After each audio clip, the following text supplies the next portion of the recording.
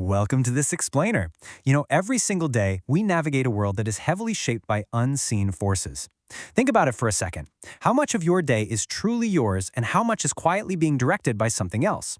Today, we're going to explore a fascinating battle for human agency. We're looking at the fundamental struggle between internal illumination, where you control your own mind, and external engineering, where your choices are carefully curated for you. It's a deep dive into the very architecture of the mind, and we are going to uncover exactly how this whole thing works. Okay, let's dive right into this, because it's a slightly uncomfortable question, isn't it? Who is actually making your decisions?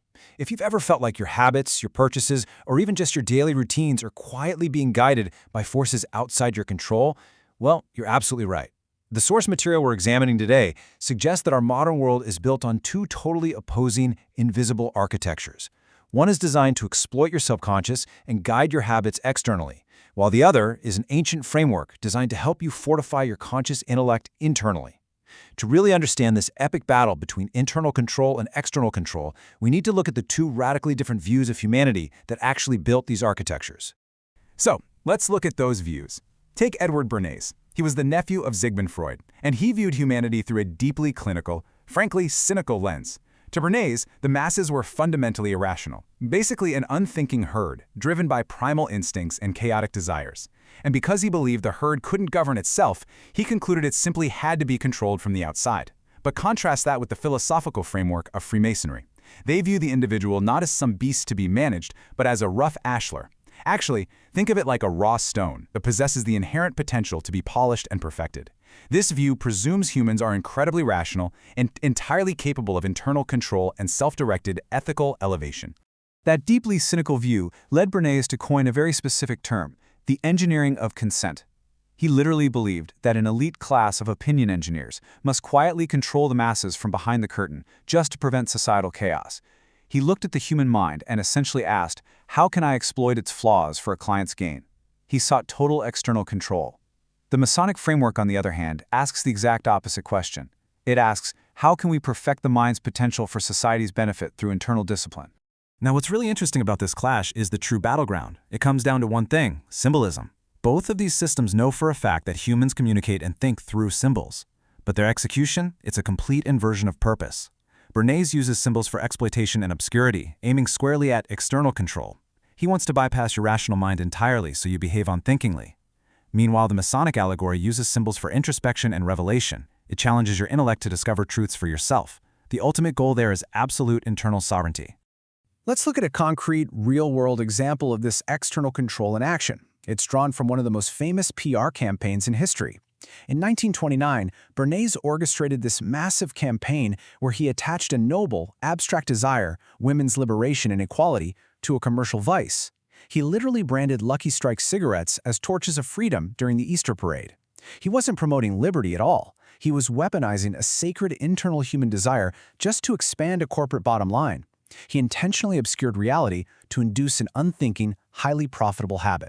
Now compare that blatant manipulation to the Masonic use of symbols known as the working tools of the craft, the square, the plumb, and the level. These are a completely different ballgame from a PR campaign. These symbols are never forced upon the mind to dictate a specific reactionary behavior. Instead, they serve as quiet, universal emblems that invite active meditation. They don't tell a person what to think, they provide a framework for internal control, challenging the individual to figure out exactly how to live uprightly on their own terms. Let's move to a direct side-by-side battle of these tools, starting with how we manage our time. The Masonic 24-inch gauge demands the deliberate division of your day into 3 equal parts. That's 8 hours for service, 8 hours for work, and 8 hours for refreshment and sleep. It is an incredible emblem of mindful boundary setting. It demands that an individual actively master their own day, filter out all the noise and chaos, and maintain strict internal equilibrium. But flip that over to the Bernaysian model, and man, we see algorithmic fragmentation. The cycle here is brutally simple. Trigger, emotional response, unthinking consumption, and repeat. It is the exact opposite of the 24-inch gauge. Bernays realized early on that you could insert triggers into a person's daily routine to manipulate their habits without conscious consent. This is external control at its finest. Where the gauge demands structured internal focus, the PR practitioner relies on shattering your balance to keep you reactive, distracted, and easily directed. And this brilliantly illustrates a massive clash in how we perceive truth itself. The plumb represents absolute vertical truth and personal rectitude. A plumb line does not bend for public opinion or corporate margins, it points straight to objective truth, teaching an individual to stand straight regardless of what the crowd is doing. Bernays' third-party technique, however, actively seeks to bend that vertical axis. Instead of teaching you to stand straight, Bernays builds a fake crowd, a completely fabricated expert consensus, just to force you into alignment with his client's goals. To show you just how effective that fake crowd can be, consider this number: 5,000. That is the exact number of physicians Edward Bernays mobilized to bend the public health narrative. He manufactured a completely fake consensus to convince the American public that a hearty breakfast simply must include bacon and eggs. It had absolutely nothing to do with health. It was about moving pork products. It was external control masquerading as medical advice. No way, right? Oh, and he didn't stop there. He actually created a front organization called the Committee for the Study and Promotion of the Sanitary Dispensing of Food and Drink. Say that 3 times fast.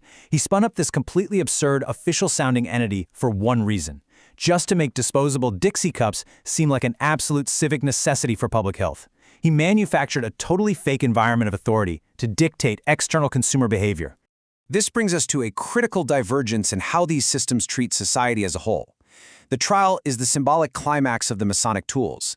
It's used to spread the cement of brotherly love, basically sealing diverse people together in unity, peace, and harmony. But the Bernaysian strategy perfectly executes the exact opposite: the wedge. If the trial spreads cement to unite, the wedge drives factional fear to divide. Bernays literally perfected what we now call astroturfing, creating fake grassroots movements to simulate public outrage for hidden objectives. The danger of this wedge has very real historical consequences.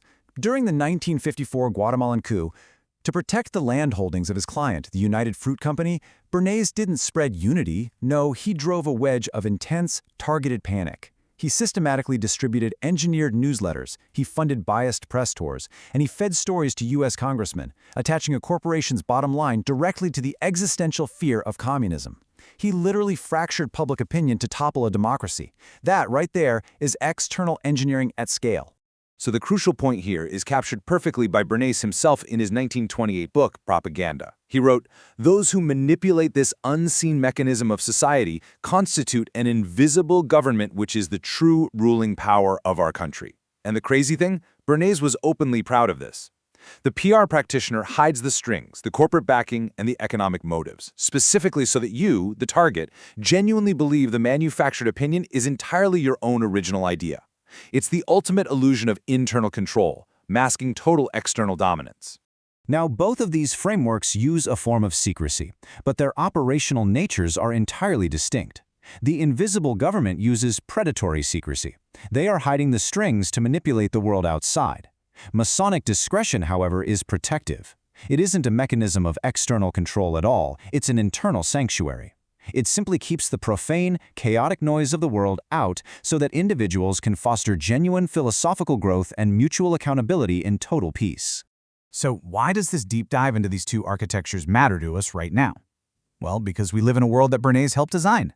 Every single time we scroll mindlessly through hyper-targeted, algorithm-driven feeds, or we react in unthinking fear to some sensational headline, we are consenting to his invisible architecture of external control.